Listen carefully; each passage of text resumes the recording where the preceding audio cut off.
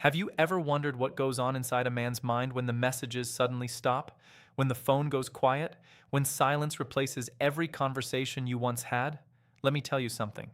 That silence is not empty. That silence is the loudest sound he will ever hear. In the beginning, he tells himself it means nothing. He scrolls through his phone. He sees her name, and for a split second, his heart stops. But then he puts the phone down. He turns away. He pretends he doesn't care. And this is where the real story begins. The no contact rule. You've heard about it before. Maybe someone told you to try it. Maybe you even initiated it yourself. But here's what nobody ever told you. The no contact rule is not about getting someone back. It is not about playing games. It is not about manipulation or strategy or some clever trick to win a person over. No, the no contact rule is a mirror. And today, I want to show you exactly what that mirror reflects. Because what happens to a man during the no contact rule goes far beyond missing someone. It is a psychological transformation that few people truly understand. It is a journey into the deepest parts of himself. And it is the moment where he either breaks completely or rises like he never has before. The truth is, when silence enters a man's life, it doesn't just take away a person. It takes away his identity. It strips away the daily routine, the good morning text, the good night call, the endless conversations that filled his hours, all of it, gone in an instant, and what is left is raw, what is left is real. In the next few minutes, I'm going to walk you through the complete psychological journey of a man during the no contact rule. I am going to show you exactly what happens in his mind during the first hours, the first days, the first weeks. I am going to reveal the thoughts he will never admit, the feelings he will fight with everything he has, and the transformation that will either destroy him or build him into something powerful. But here is the promise I make to you right now. If you stay with me until the very end of this video, you will understand something that most people never grasp. You will understand why silence can be the greatest weapon a man can ever wield. You will understand why the no contact rule, when used correctly, can transform a broken man into an unstoppable force. And you will understand exactly what it takes to come out of the silence stronger, sharper, and more powerful than you ever thought possible. So, keep watching. Do not skip. Do not leave early, because what I am about to share with you can change everything. Now let's begin. The moment the silence starts, something inside him shifts. He may not notice it at first. He may pretend everything is fine. But beneath the surface, a process has already begun. A process that will slowly, then suddenly, change everything. This is the psychology of a man during the no contact rule, and this is where his journey starts. Now, we enter the first 72 hours, and I need you to understand something with every fiber of your being. These first 3 days are the most dangerous days of the entire no contact journey. Not because of what happens on the outside, but because of what happens on the inside. In these first 72 hours, a man's mind becomes a battlefield, and the war he fights is not against another person. The war he fights is against his own truth. He wakes up on the first morning, and for a brief moment, everything feels normal. The sun comes through the window, the birds are singing outside, and then it hits him. The silence, the absence, the empty space where she used to be. But instead of facing that pain, he does what most men do. He builds a wall. He tells himself a story. He says things like, I'm better off without her. He says things like, I never really needed her anyway. He says things like, this is her loss, not mine. And he believes it. For a little while, he actually believes it. This is denial. And denial is one of the most powerful psychological defense mechanisms a human being can activate. It is the mind's way of protecting itself from pain that feels too heavy to carry. When the truth is too painful, the mind creates an alternate reality, a reality where everything is fine, a reality where nothing hurts, a reality where the man doesn't need anyone at all. But here is what the mind doesn't understand. Denial is not a solution. Denial is only a delay, and the pain that is being delayed will come back 10 times stronger. In the first 24 hours, he keeps himself busy. He goes to work. He hangs out with friends. He watches movies. He plays video games. He fills every single moment with something, anything that will keep his mind from going to the place it desperately wants to avoid. But at night, when the distractions fade and the room goes quiet, that's when the truth starts to knock. He lies in bed and stares at the ceiling. His phone sits on the nightstand, and every few minutes his eyes drift toward it. Not because he wants to call, not because he wants to reach out, but because some part of him is waiting, hoping, wishing that maybe, just maybe, she will be the one to break the silence first. But she doesn't, and that silence grows louder with every passing hour. By the second day, the first cracks start to appear. The ego begins to loosen its grip. The stories he tells himself start to feel less real. He catches himself thinking about her at random moments, in the shower, at the grocery store, while driving. Her face appears in his mind in warning, and each time it does, something inside him tightens. He starts to wonder, why hasn't she called? Doesn't she miss me? Doesn't she care at all? These questions begin to circle his mind like vultures circling their prey, and the more he tries to ignore them, the louder they become. But he still won't admit it, not to himself, not to anyone. He tells his friends he's doing great. He posts things on social media that make it look like his life is moving forward. He smiles when people ask him how he's doing, and on the outside, everything looks perfect. But on the inside, something is breaking, slowly, quietly, piece by piece. By the third day, he reaches a crossroads.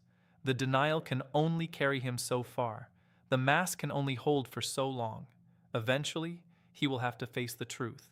Eventually, he will have to look at what is really happening inside him. And this is where most men make their biggest mistake. Most men double down on the denial at this point. They push the feelings down even further. They build the walls even higher. They convince themselves even harder that they are perfectly fine and nothing is wrong. But that is not strength, that is destruction. Because the pain doesn't go away just because you refuse to look at it. The pain only grows, the pain only festers, and the man who refuses to face his truth during these first 72 hours will pay a heavy price in the days and weeks that follow. The first 72 hours set the foundation for everything that comes next. They determine whether a man will emerge from this experience stronger or broken. They determine whether the no contact rule becomes a tool for growth or a weapon of self-destruction. So if you are going through this right now, hear me clearly. Those thoughts that are telling you to push through, to stay strong, to pretend like nothing is wrong, those thoughts are lying to you. The real strength is not in avoiding the pain. The real strength is in facing it. The real strength is in admitting, even if only to yourself, that this hurts, that you miss her, that you are not as fine as you pretend to be, that admission is not weakness, that admission is the first step toward becoming the man you are meant to be, and that is exactly what we are going to talk about in the next section, the mask that he wears, the wall that he builds, and what really lies underneath. Building on what we just discussed, after the 72 hours come to an end, something interesting happens. The denial that carried him through those first days starts to fade. The stories he told himself begin to lose their power, and what replaces them is something far more dangerous, something far more destructive. He puts on a mask. This mask is not new to him. He has worn it before, perhaps many times throughout his life. It is the mask of strength, the mask of control, the mask of a man who has everything figured out, and nothing can touch him. And the world sees this mask and believes it. His friends see him smiling and think he is moving on. His family sees him acting normal and believe he is okay. His co-workers see him focused and productive and assume he is completely fine. But nobody sees what is underneath. Nobody sees the war that is being fought behind closed doors. The mask of strength is one of the most powerful psychological constructs a man can create. It is a shield that protects him from judgment. It is an armor that keeps him safe from pity. It is a performance that allows him to function in a world that expects him to be strong. And here is what makes this mask so dangerous. He starts to believe it himself. Every time he says, "I'm good," he adds another layer to the mask. Every time someone asks how he is doing and he responds with a confident "doing great," he reinforces the lie. Every time he walks into a room with his head held high, pretending like nothing is wrong, he becomes more convinced that nothing actually is wrong. But the truth is, everything is wrong. And somewhere deep inside him, he knows it. The mask of strength is not just a lie he tells the world, it is a lie he tells himself. And the problem with lying to yourself is that you become a prisoner of your own deception. The man wearing the mask starts to lose touch with his own reality. He starts to lose connection with his own feelings. He starts to become a stranger to himself. And this is where the real damage begins. You see, when a man refuses to acknowledge his pain, he also refuses to process it. When he refuses to feel his emotions, he also refuses to heal from them. The mask doesn't just hide his weakness from the world, the mask hides his healing from himself.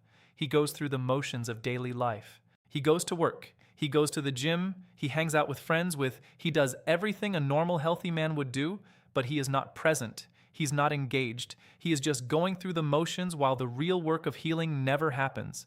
And the pain doesn't disappear just because he refuses to look at it. The pain just goes underground. It finds a place to hide inside him. And from there, it grows. It spreads. It infects every part of his life in ways he doesn't even realize. His sleep becomes restless. His appetite changes. His energy drops. His motivation fades. Things that used to make him happy no longer bring joy. People he used to love being around now feel like a burden. The world starts to look different through the eyes of a man who is hiding from his own truth. But from the outside, nothing has changed. He still looks strong. He still sounds confident. He still presents himself as a man who has it all together. This is the paradox of the mask. It protects him from the judgment of others while destroying him from the inside. It gives him the appearance of strength while slowly draining him of everything that makes him strong. And what nobody tells him is that the mask is the very thing keeping him stuck. The mask is the reason he cannot move forward. The mask is the prison that looks like freedom, because as long as he is wearing the mask, he cannot be real. And as long as he cannot be real, he cannot heal. And as long as he cannot heal, he will remain trapped in a cycle of pain that seems to have no end. The mask of strength is not his friend. The mask of strength is his enemy. And the day he finally removes it will be the day his real transformation begins. But that moment of truth does not come easily. It requires something. It demands something. And in the next section, we are going to discover what that something is. We are going to explore the question that starts to haunt him. The question that begins to shake the very foundation of everything he has been telling himself. Why isn't she reaching out? And what does that really mean? And then it happens. After the act fades, after the proud face starts to feel heavy, one thought begins to follow him everywhere. It does not knock once and leave. It stays. It waits. It returns in quiet moments. It rises when he wakes up. It sits beside him when he eats. It follows him when he walks, when he works, when he tries to laugh, when he tries to move forward. The thought is simple, but it cuts deep. Why is she not reaching out? This question shakes a man in a way few things can, not because he has no answer, but because every answer hurts. Maybe she is done. Maybe she is healing. Maybe she is stronger than he expected. Maybe she is learning to live without him. Maybe she has already accepted what he is still fighting to understand. And that is where his mind begins to spin, because the human mind hates uncertainty. It can carry pain. It can even carry loss. But what it struggles to carry most is not knowing. Not knowing where he stands, not knowing what she feels, not knowing if he matters in her thoughts the way she still matters in his. At first, he tries to act above it. He tells himself that her silence changes nothing. He says her choice does not affect his value. He tries to stand tall inside his own story, but that one question keeps pressing on the weakest part of his heart. If she cared, why is she so quiet? If the bond was real, why does it now feel so far away? If he mattered, why is there no sign, no message, no small attempt to reopen the door? This is where pride meets confusion.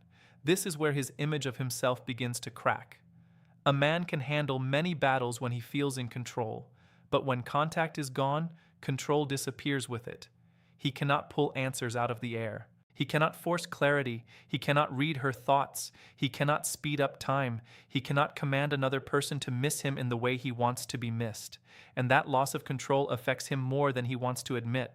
Because deep inside, many men are taught to solve problems, fix situations, and lead outcomes.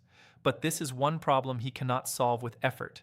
This is one door that does not open because he knocks harder in his mind. This is one lesson life teaches without asking for permission, and that is exactly why the question becomes so powerful. It attacks his certainty. It touches his ego. It exposes his need for validation. It reveals how much of his emotional balance was tied to her presence. Many people think longing is only about love, but often it is also about identity. Her attention may have become part of the way he saw himself. Her replies may have become proof that he was wanted. Her closeness may have become a quiet source of confidence. So when all of that disappears, he is not only missing a person, he is facing an empty space inside himself that he never learned to fill alone. This is why he checks his phone more than he wants to admit. Not always because he plans to send anything, but because some part of him still expects something to appear: a name, a notification, a sign that the connection is not fully gone. Each time the screen stays empty, he feels a small drop inside his chest. It may last only a second, but those seconds add up. They become hours of inner pressure. They become the hidden weight he carries while trying to look normal to the world. The hardest part is this: the mind begins to create stories. When there is no information, imagination steps in. Maybe she never loved me the way I thought. Maybe I was easier to replace than I believed. Maybe she is happier now. Maybe she is talking to someone else. Maybe she sleeps peacefully while I am fighting the storm alone. These thoughts do not always come from reality. They come from fear. They come from the wounded part of him that is trying to make sense of the silence by turning it into meaning. And when fear writes the story is almost always cruel. This is where many men start to weaken, not on the outside, but within. They begin to feel the pull to break the distance, not because they have grown, not because they are clear, but they want relief. They want to escape the pressure of the unknown. They want one message to calm the noise in their head, one reply, one small sign, one moment of comfort. But here is the truth most men learn too late. When you chase answers from panic, you do not find peace. You only hand your power to the very fear that is controlling you. That is why this stage matters so much, because the unspoken question can either make him desperate or make him deeper. It can reduce him to someone begging for certainty, or it can awaken him to a painful but necessary truth. Real strength begins when a man stops needing immediate answers to survive emotionally. Real growth begins when he can sit with the unknown and still remain steady. Real maturity begins when he understands that his worth does not rise and fall with another person's response. This does not mean the question disappears overnight. It does not mean the ache leaves in one day. It means he starts to see what the question is teaching him. It is showing him where he depends too much on outside approval. It is showing him where his confidence is fragile. It is showing him where he confused attention with inner security. And once a man sees that clearly, something important begins to change. He stops chasing what he cannot control, and he starts rebuilding what should never have been left in someone else's hands. So, yes, the question remains for a while. Why is she not reaching out? But slowly, another question starts to rise beside it. A stronger one, a wiser one. Why have I given so much power to something outside me? And when that new question enters his life, the direction of his journey begins to shift. Because now the focus is no longer only on her silence. Now the focus starts to move toward the war inside him, and that war is about to grow louder than ever. In the next part, pride and emotion will collide, and that battle will demand a price.